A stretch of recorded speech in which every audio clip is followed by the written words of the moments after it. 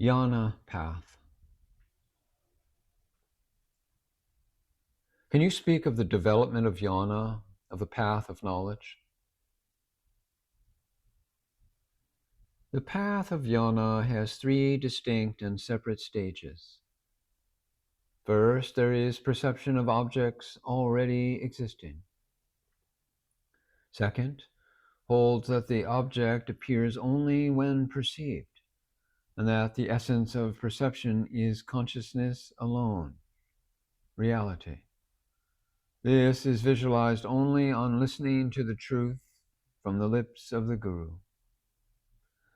And third, holds that nothing other than the real self, consciousness, was ever born, ever is, or ever shall be. This is the highest stand of advaita in relation to the apparent world. But how does jnana help me?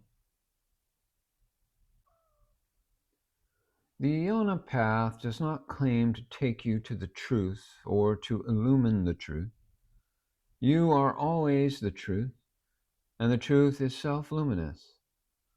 So the jnana path claims only to remove the obstacles in the way, the sense of separateness and its objects, by applying the correct tests of reality, such as changelessness and self-luminosity. When all obstacles are thus removed, the self-luminous I remains ever shining in all its glory. This is called visualization or realization.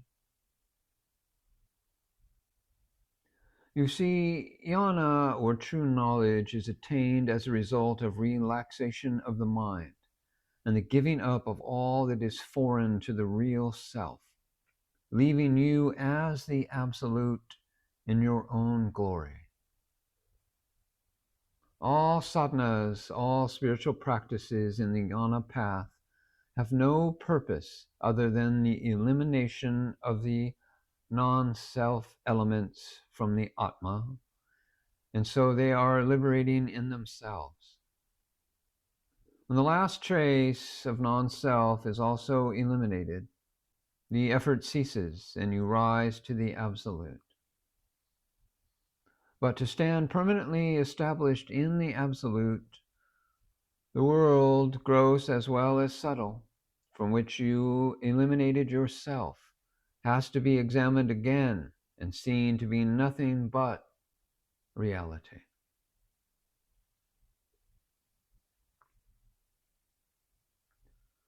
Karma and samskara.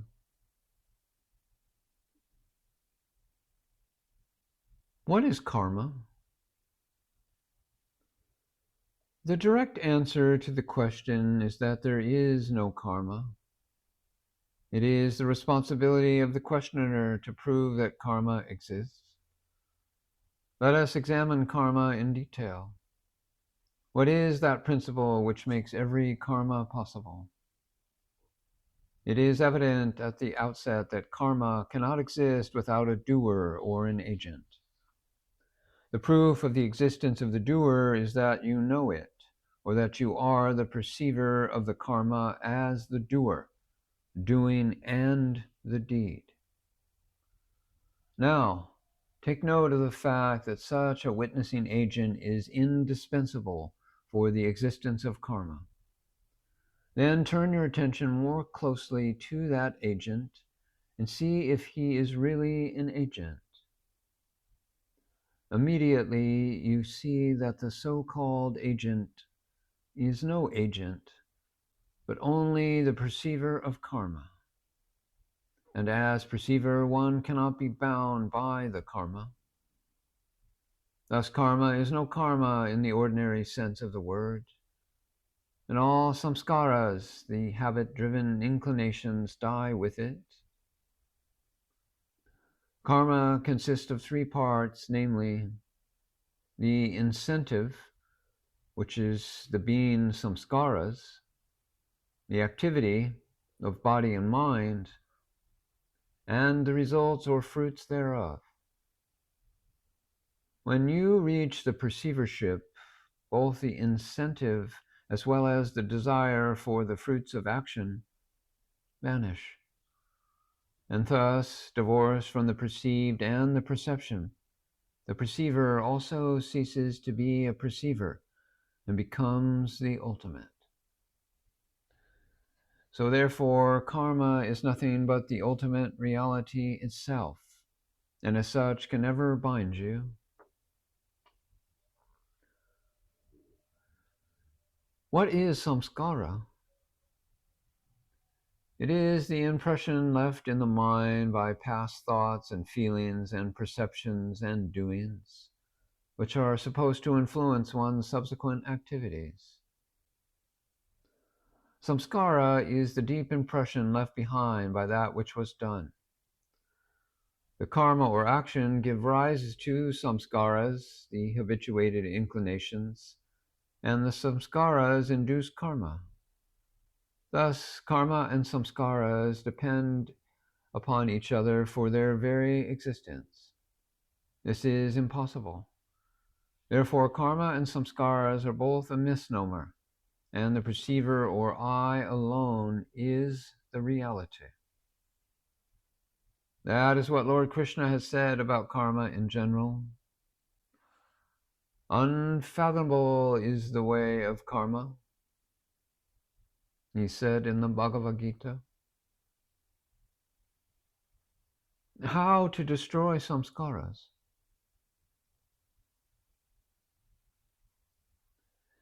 In one of the sacred texts, Sri Gaudapada said, exercise of discrimination and reason alone can destroy your samskaras and take you to the ultimate truth. But the method of using them has to be obtained from a guru. The exercise of higher reason alone can destroy one's innate tendencies and lead one to the goal. You see, the truth has been visualized, but by that alone you are always or not always cognizant of reality. When you are swayed by the former samskaras of your life, you forget the truth. Then you can either look deep and destroy the world as nothing but consciousness, or, conceding the existence of the world, you may know that you are its witness and unaffected by the witnessed. And a time will come when the inner eye will be ever clear, showing you in your real nature, even while engaged in activities.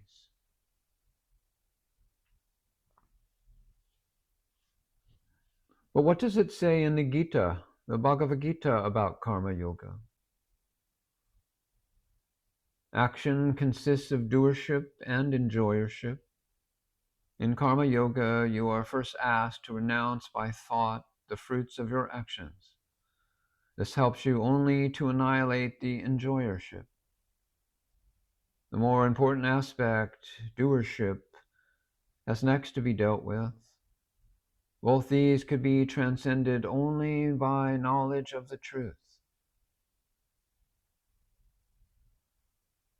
For the ordinary man, every action needs an incentive, and the desire for the fruits of the action is the usual incentive.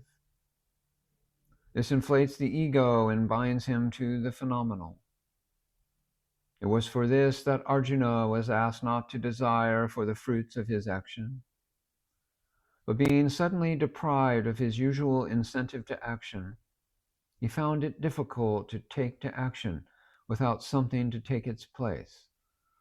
So Lord Krishna shrewdly substituted duty as the incentive and asked Arjuna to fight as in duty bound. Slowly, this duty also began to react as an object of attachment for Arjuna, and therefore later on, at a higher level, Arjuna was told in plain and unambiguous words not to be a slave to duty either, thus to be completely free from all bondage. Thus, duty is also only a stepping stone to the ultimate. As it says in the Ashtavakra Samhita,